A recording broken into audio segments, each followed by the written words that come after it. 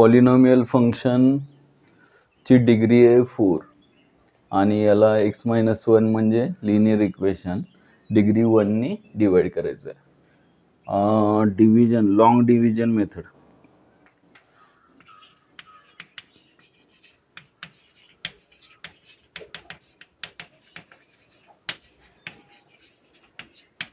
Long division मेथडने आपण कसं डिवाइड करतो, x-1 नी डिवाइड करायचं कोणाला, तर पॉलिनॉमियल फंक्शन x⁴ च्या फॉर्ममध्ये, x⁴ च्या फॉर्ममध्ये. तिथे x³ ची टर्म नाही आहे, त्यामुळं मग डिसेंडिंग ऑर्डरमध्ये टर्म लिहिताना 0x³ ही पण टर्म लिहावी लागेल. -3x² + 2x आणि +5. बघा, डिव्हिजन जर येत नसेल तर आज थोडंसं प्रॅक्टिस करूया, समजून घेऊया. डिवाइड करता येत असेल तर करा लगेच, आणि नसेल येत तर बघूया येते आपण. पहिल्यांदा कोशंट काय मिळणार आहे, कोशंट आपण इकडे लिहिणार आहे. आणि तो कसा मिळणार, तर ज्याला डिवाइड करतोय, डिव्हिडंड म्हणतात, त्याची x ची हायेस्ट पॉवरची टर्म x⁴ आणि डिवायझरची फर्स्ट टर्म म्हणजेच x. डिवाइड केल्यानंतर x³ येईल, that is our first term of quotient.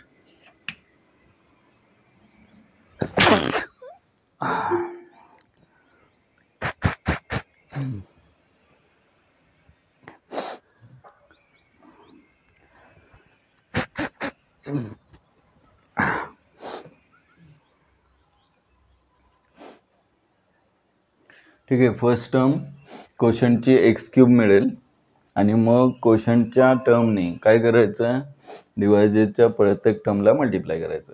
म्हणजे x³ ने x ला मल्टिप्लाय केल्यानंतर x⁴ येईल. x³ ने -1 ला मल्टिप्लाय केला -x³ येईल. आणि यांची सबट्रॅक्शन करताना साइन चेंज होतील. इथे पहिली टर्म कॅन्सल झाली आणि मग 0x³ प्लस x³ म्हणजेच 1x³ येईल इथे, आणि बाकीच्या टर्म ॲज इट इज येतील, म्हणजेच -3x² + 2x + 5. Long division method कशी करायची आपण बघितलेलं आहे. आणि मग परत एकदा हा डिव्हिडंड आला, याला डिवाइड करायचं कशाने, x-1 ने. कधीपर्यंत डिवाइड करू शकतो, ज्यावेळेस डिवायझरची आपली डिग्री किती आहे, हायेस्ट पॉवर 1 आहे. डिग्री 1 पेक्षा कमी येईपर्यंत डिवाइड करू शकतो, किंवा 0 येईपर्यंत डिवाइड करू शकतो. x ची डिग्री 0 येईपर्यंत, कारण इथे डिग्री किती आहे, x ची टर्म आहे, याचा अर्थ 1 डिग्री आहे.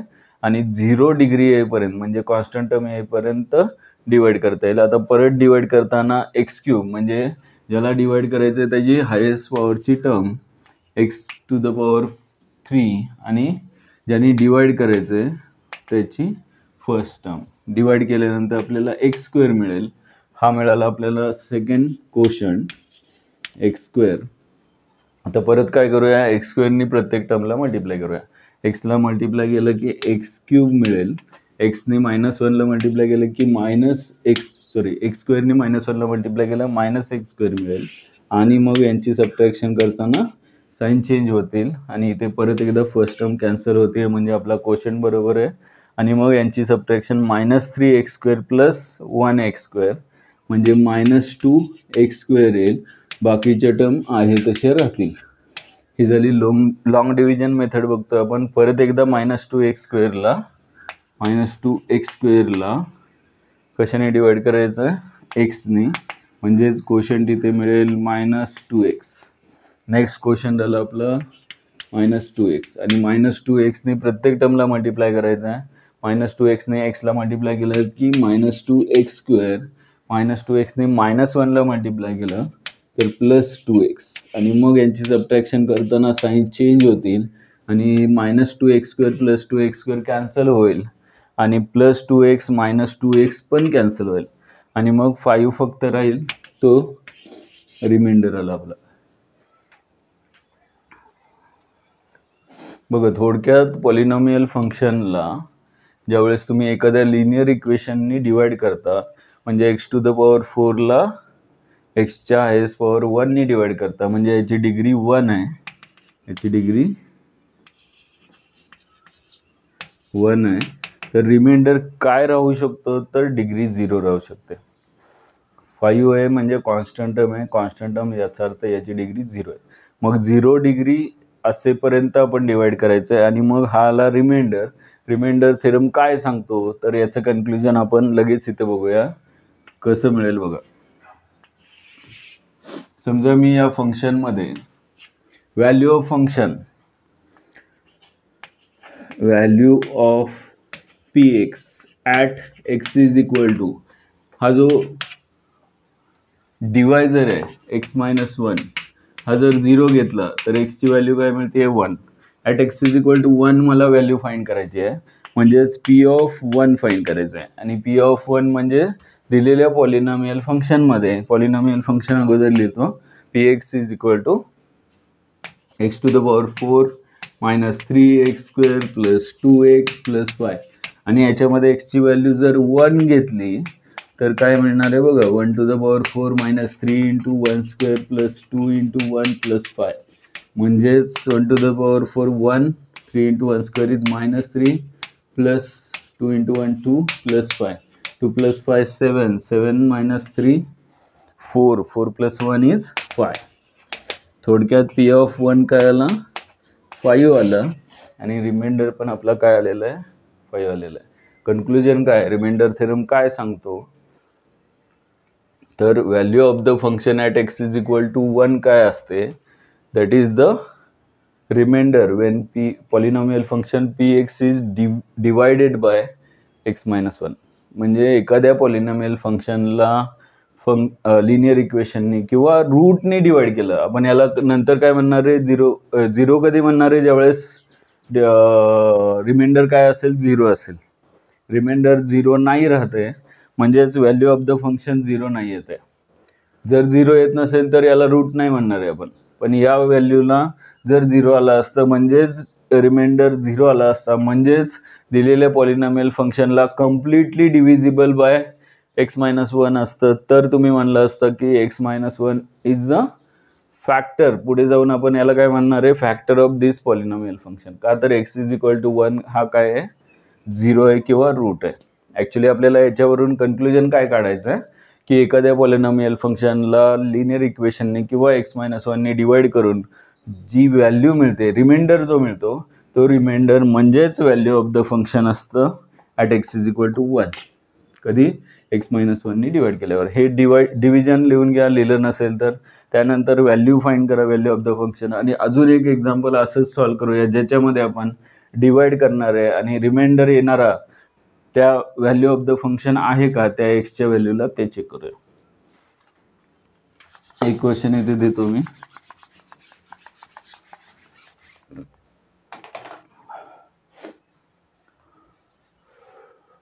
Find the remainder when.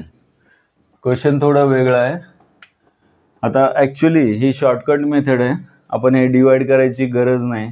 Reminder विचारला तर आपण डायरेक्ट काय करणार आहे, value of the function find करणार आहे. पण ते नंतर अजून एक एक्झाम्पलमध्ये आपण काय करूया, लॉंग डिव्हिजन मेथडनी डिवाइड करूया. आणि डिवाइड केल्यानंतर जो रिमाइंडर राहणार आहे तोच काय असणार आहे, व्हॅल्यू ऑफ द फंक्शन, हे चेक करूया. आणि नंतर पुढच्या एक्झाम्पलमध्ये मात्र तिथून पुढे आपण डायरेक्ट काय करणार आहे, रिमाइंडर विचारला की डायरेक्ट व्हॅल्यू फाइंड करणार आहे. Find the remainder when P of Y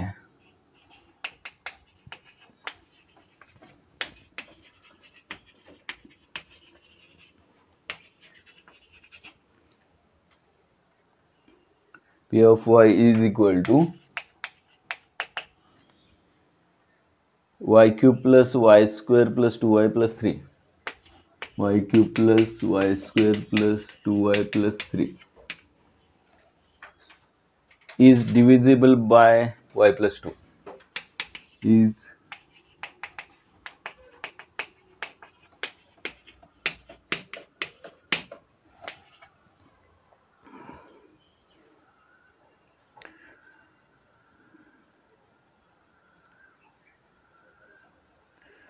divide होतंय ऑलरेडी सांगितलंय,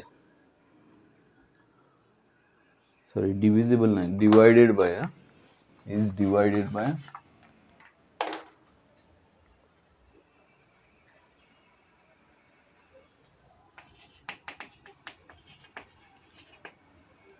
डिवाइडेड बाय y+2.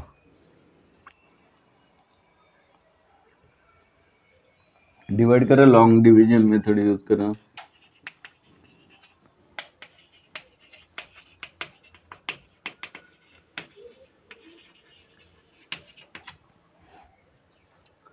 y+2 ने डिवाइड करायचं कोणाला, तर y³ plus y² plus 2y+3 ला.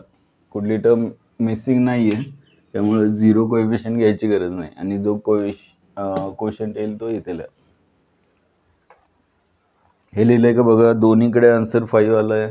म्हणजेच पॉलिनॉमियल फंक्शनला एखाद्या x-1 म्हणजे लिनियर इक्वेशनने डिग्री 1 असणाऱ्या फंक्शनने, polynomial function of degree 1 divide करताना जो रिमाइंडर येतो तोच काय असतो, value of the function at x=1 ज्यावेळेस x-1 ने डिवाइड करतो. आणि हे आपल्याला सेकंड एक्झाम्पलमध्ये सुद्धा फाइंड करूया.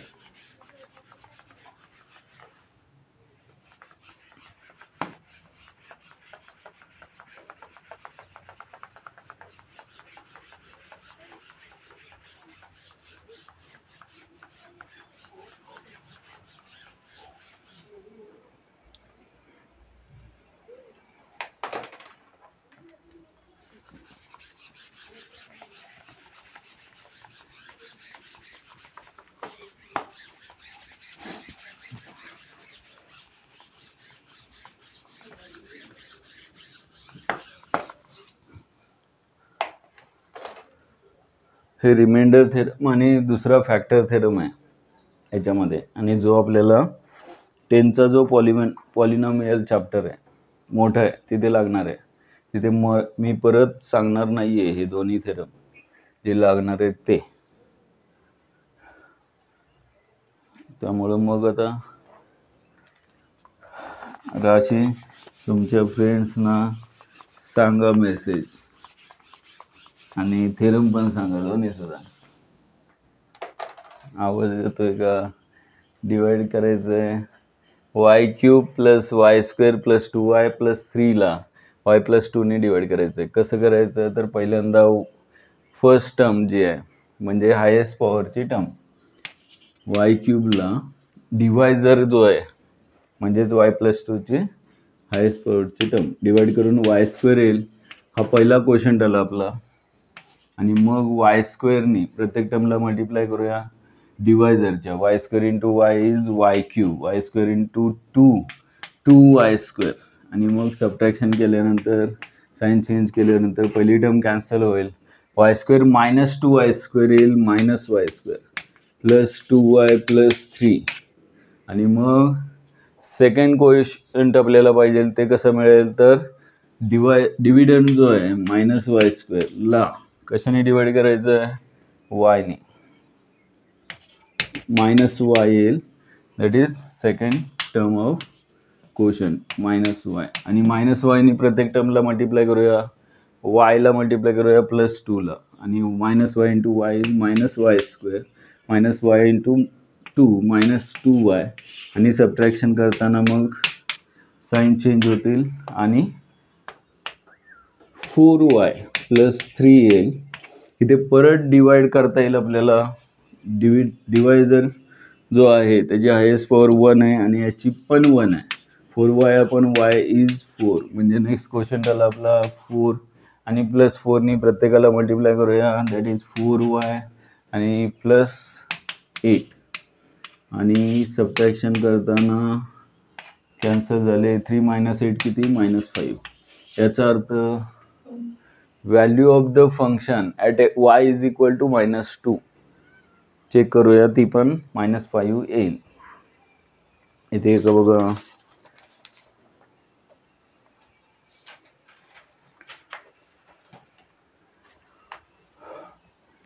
दुसऱ्या पद्धतीनं आपण हेच आन्सर -5 कसं काढणार. नाऊ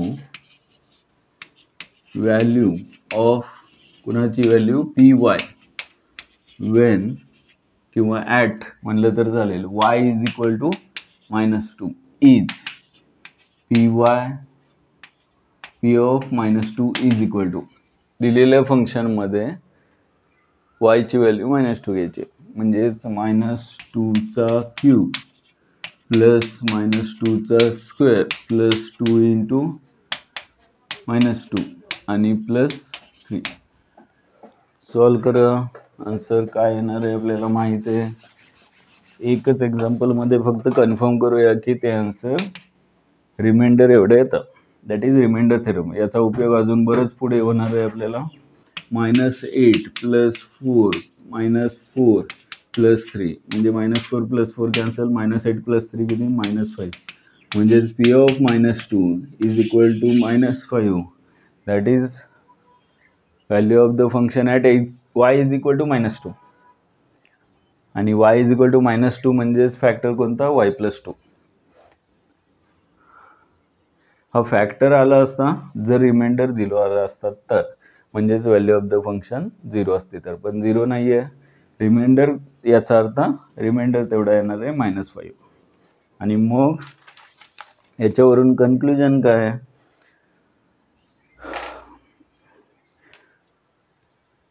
तर रिमाइंडर थेरम बघूया आता. ॲक्च्युली आपण काय बघितलं तर एक्झाम्पल बघितलं.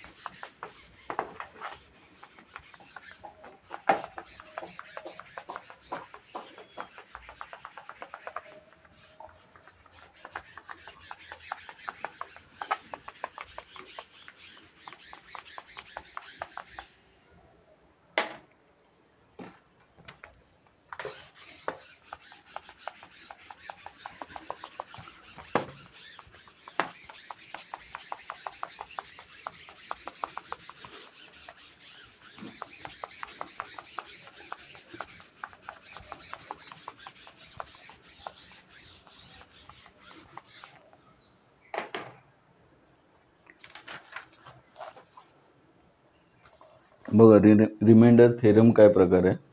Late P of X be any polynomial of degree greater than or equal to 1. Theorem लिहून घ्या. थोडंसं आपण वेळ लागेल आता लिहिण्यासाठी पण आणि थोडं समजून घेण्यासाठी, कारण नंबर्स नाही आहेत, फक्त नोटेशन आपण वापरतोय पॉलिनॉमियल फंक्शनसाठी. Let P of X be any polynomial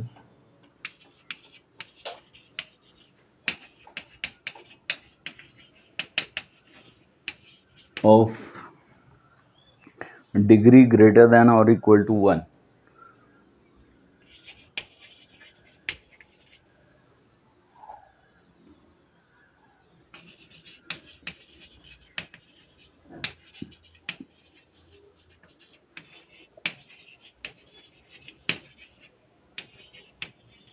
P of एक्सची डिग्री सांगितली आहे 1 किंवा 1पेक्षा जास्त आहे म्हणजे 0 नाही आहे, म्हणजे एक्सच्या फॉर्ममध्ये आहे.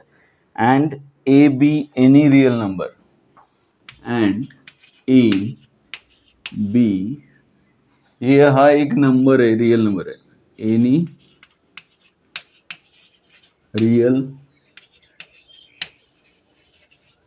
लिहावं लागेल थोडंसं आपल्याला, तुम्ही पण लिहा, नंतर होणार नाही लिहून. थेरम महत्वाचा आहे. P of X is divided by X minus A. P of X is divided by X minus A, then the remainder is equal to P of A. Then the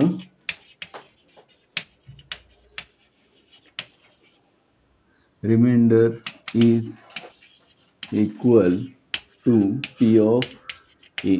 already आपण हे example मध्ये पाहिलं, पण फक्त या भाषेत समजून घ्यायचं आहे. P of X, X minus A आणि P of A या फॉर्ममध्ये. आपण मगाशी पाहिलं की P of X फंक्शन आहे, एक polynomial function x cube plus 3 x square plus 7x plus 3 असं काहीतरी असेल. पण याच्यामध्ये जर मी याला x मायनस 5नी डिवाइड करत असेल, या पॉलिनॉमियल फंक्शनला डिवायडेड बाय x मायनस 5, मग ती लॉंग डिव्हिजन मेथडनी करा किंवा कुठल्याही मेथडनी करा. x मायनस 5नी डिवाइड केल्यानंतर जो रिमाइंडर येतो तो किती असतो, तर मगाशी आपण पाहिलं होतं value of the function at X is equal to 5 असतो, म्हणजेच पी ऑफ 5 असतो. आता 5च्या ऐवजी इथे रिअल नंबर घेतलेला आहे ए हा रिअल नंबर आहे, आणि मग एक्स मायनस एनी डिवाइड केल्यावर पॉलिनॉमियल फंक्शनची व्हॅल्यू म्हणजे काय असणार आहे, रिमाइंडर असणार आहे. हे आपल्याला या थेरममध्ये प्रूव्ह करायचं आहे.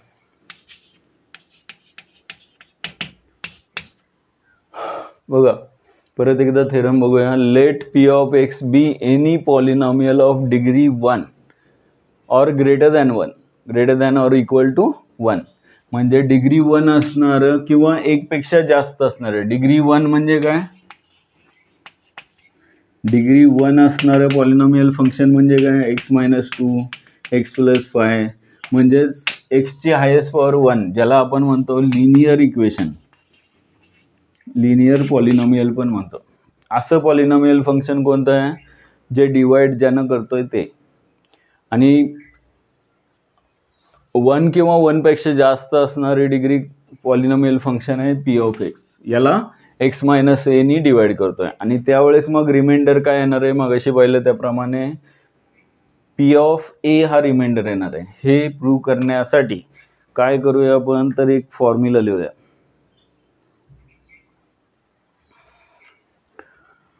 Let Q of X be the quotient and R of X be the remainder, and R of X be remainder. बघा Q of X हा quotient आहे आणि RX हा रिमाइंडर आहे.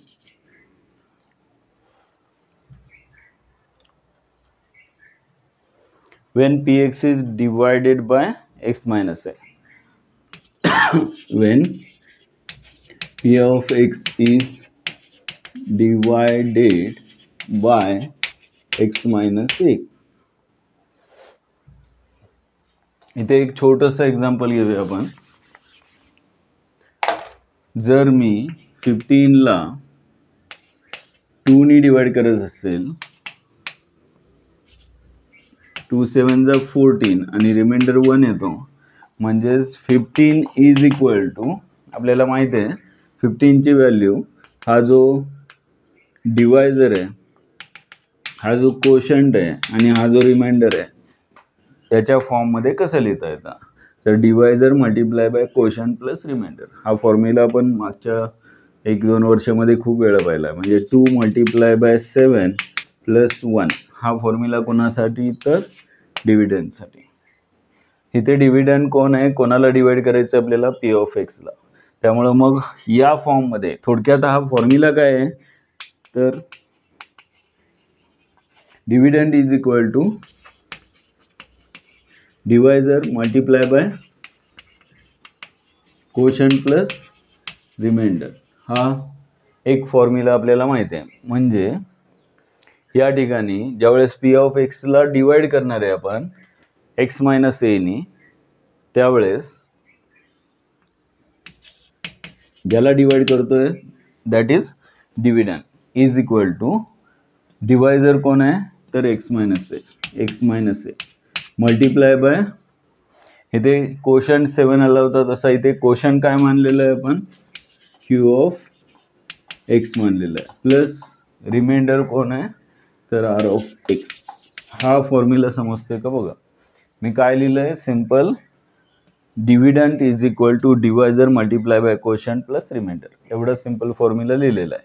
फक्त या भाषेत नाही आहे, नंबरच्या भाषेत नाही आहे, पी ऑफ एक्स क्यू एक्सच्या भाषेत आहे. म्हणजे ज्याला डिवाइड करायचं आहे तो पॉलिनॉमियल फंक्शन आहे पी ऑफ एक्स, आणि ज्याने डिवाइड केलेलं आहे तो ॲक्च्युली एक्स मायनस ए आहे, फॅक्टर आहे तो, आणि कोशंट जो आहे तो क्यू ऑफ एक्स मानलेला आहे plus remainder R of X. आता आपण ज्यावेळेस पॉलिनॉमियल फंक्शन ज्यांनी डिवाइड करतोय डिवायझर, इथे जो रिमाइंडर राहतो बघा, हे लक्षात येते काय, इथे जो रिमाइंडर राहतो हा नेहमी ज्यावेळेस आपण हे डिव्हिजन स्टॉप करतो त्यावेळेस ही नेहमी रिमाइंडरची व्हॅल्यू या डिवायझरपेक्षा लहान असते. ज्यांनी डिवाइड करतो त्यापेक्षा रिमाइंडर हा नेहमी लहान असतो. म्हणजे इथे जर आपण पी ऑफ एक्सला डिवाइड करतोय X minus any, x minus एची डिग्री आहे 1, तर याच्यापेक्षा लहान कशाची व्हॅल्यू असणार आहे तर रिमाइंडरची डिग्री असणार आहे. आणि रिमाइंडरची डिग्री किती असणार आहे मग एक्स मायनस एची डिग्री किती आहे 1 आहे. एक्स मायनस एची डिग्री 1 असेल तर रिमाइंडरची डिग्री किती असणार आहे 0, आणि रिमाइंडरची डिग्री 0 आहे याचा अर्थ त्याच्यामध्ये एक्सची टर्म पूर्ण ॲब्सेंट असणार आहे. म्हणजेच एक्सची व्हॅल्यू ॲब्सेंट असेल तर ती कॉन्स्टंट टर्म असते. कॉन्स्टंट टर्मला आपण आर असं म्हणू शकतो. म्हणजेच R of X is equal to काय आपण आर कन्सिडर करूया. आणि या ठिकाणी जर एक्स मायनस एनी डिवाइड करतोय आणि एक्स मायनस ए जर क्वेश्चन नाही एक्स मायनस ए आपण हां ठीक आहे चालेल बरोबर. हा फॉर्म्युला समजला का बघा. आता काय करूया आपण व्हॅल्यू फाइंड करूया. Value of P X at X is equal to A. X is equal to A ला पी ऑफ एक्सची व्हॅल्यू फाइंड करूया. म्हणजेच पी ऑफ ए एक्सची व्हॅल्यू ए असताना पी ऑफ ए काय येणार तर इन ब्रॅकेट एक्सची व्हॅल्यू ए घेतल्यावर A minus A multiply by G of A. म्हणजेच जे काही कोशंट आलेला आहे डिवाइड केल्यानंतर तो एक्सच्या फॉर्ममध्ये असेल, त्याच्यामध्ये एक्सची व्हॅल्यू ए टाकल्यानंतर जी ऑफ ए मिळेल, प्लस रिमाइंडर काय आलेला आहे तर तो कॉन्स्टंट टर्म असणार आहे. आपण त्याला नोटेशन वापरलेलं आहे आर, ज्याची डिग्री किती आहे 0 आहे. आणि मग ए मायनस ए किती 0 multiply by G of A plus R, म्हणजे हे सगळं 0 होणार, म्हणजेच आर येणार. म्हणजेच पी ऑफ एची व्हॅल्यू आर असणार आहे. हे कन्क्लुजन आहे जे आपण मागच्या 2 एक्झाम्पलमध्ये सुद्धा पाहिलं की डिवाइड करत बसण्यापेक्षा रिमाइंडर फाइंड करायचा आहे. पी ऑफ एक्सला एक्स मायनस एनी डिवाइड करून रिमाइंडर कोणता येणार तर सरळ पी ऑफ एक्समध्ये एक्सची व्हॅल्यू ए टाकायची. P of A is the remainder. हे रिमाइंडर थेरममधलं महत्त्वाचं कन्क्लुजन आहे. लिहून घ्या हे तसं. तुम्हाला पाहिजे तर याच्यामध्ये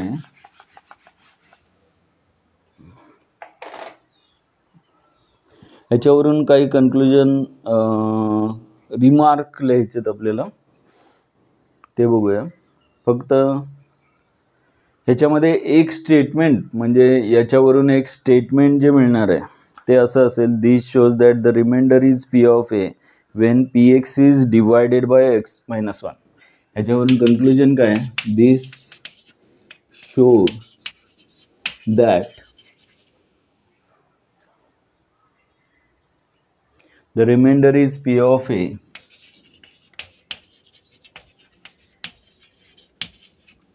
is P of A when P of X is divided by P of X is by X minus A. X minus A हे कन्क्लुजन जास्त महत्वाचं आहे. आणि मग याच्यामध्ये काही रिमार्क आहेत. एक फर्स्ट रिमार्क बघूया.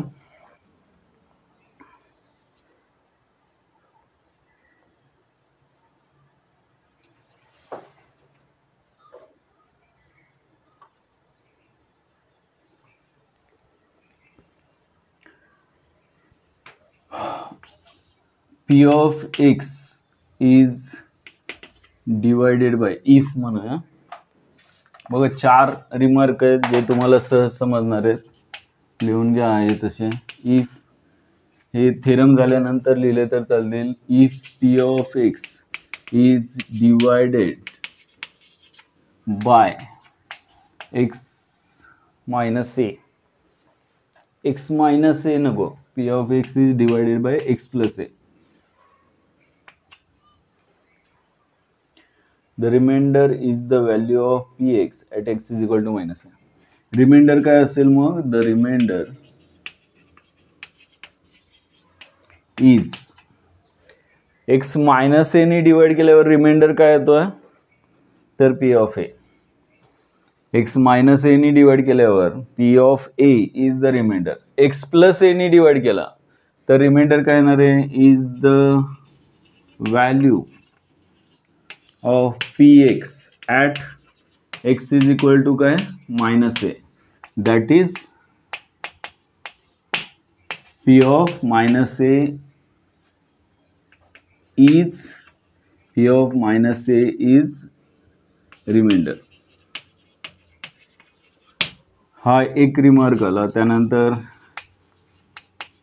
रिमार्क 2 आपण याच्याऐवजी x प्लस ए च्या ऐवजी फंक्शन फक्त बदलणार आहे. समजा ax मायनस बी नी डिवाइड केला म्हणजे if P of X is divided by ax minus b then remainder काय येणार सांगा? x मायनस बी ने डिवाइड केलं तर is the value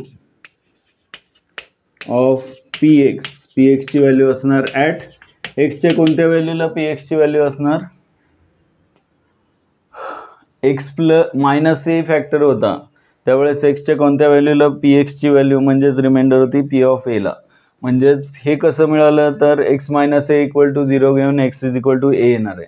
तसं x प्लस ए फॅक्टर असेल आणि त्याने डिवाइड केलं असेल तर मग रिमाइंडर काय येणार? x प्लस ए 0 घेतला, x plus A is equal to 0 घेतला, x is equal to minus A येतो म्हणजे P of minus A is the reminder.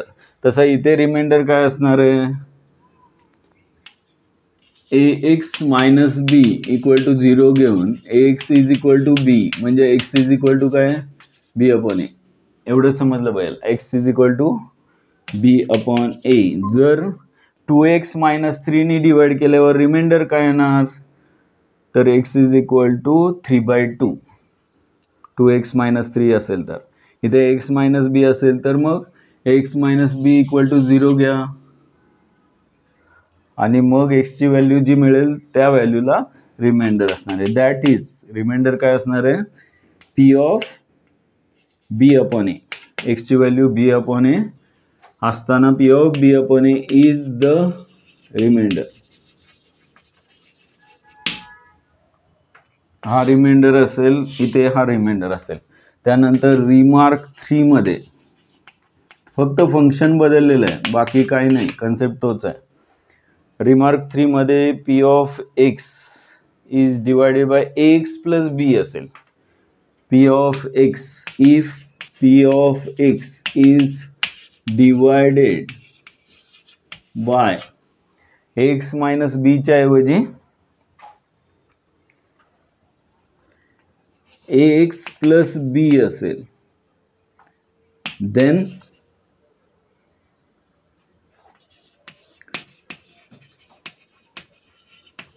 Reminder काय असणार, एक्स प्लस बी 0 घेतला, एक्स प्लस बी 0 घेतला तर एक्सची व्हॅल्यू काय मिळणार आहे, मायनस बी अपॉन ए, म्हणजेच is the value of the function,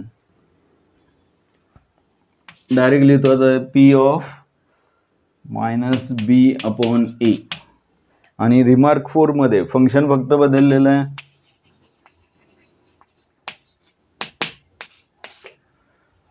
if px is divided by, आता हे एबीसीच्या फॉर्ममध्ये का घेतलं तर त्याच्यामध्ये कोणतीही व्हॅल्यू तुम्ही कन्सिडर करू शकता. इथे 5x प्लस 3 आहे समजा, तर 5x प्लस 3 नी डिवाइड केलं तर रिमाइंडर काय येणार, पी ऑफ मायनस 3 अपॉन 5, म्हणजेच px is divided bye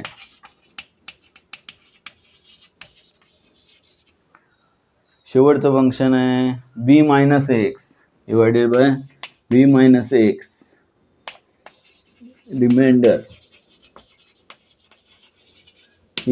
reminder काय असेल तर b minus X equal to 0 घेतला, b minus X equal to 0 घेतला तर b is equal to X, म्हणजेच x is equal to b by A, x is equal to b upon A येईल. म्हणजेच value of polynomial at b upon A, इथं b upon ए आलेलं आहे, ज्यावेळेस x minus बी असेल डिवायझर, म्हणजेच ज्याने डिवाइड करतोय X minus B equal to 0 घेतलं तरी एक्सची व्हॅल्यू बी बाय येणार आहे, आणि B minus X is equal to 0 घेतलं तरी एक्सची व्हॅल्यू बी बाय येणार, हा रिमाइंडर असेल.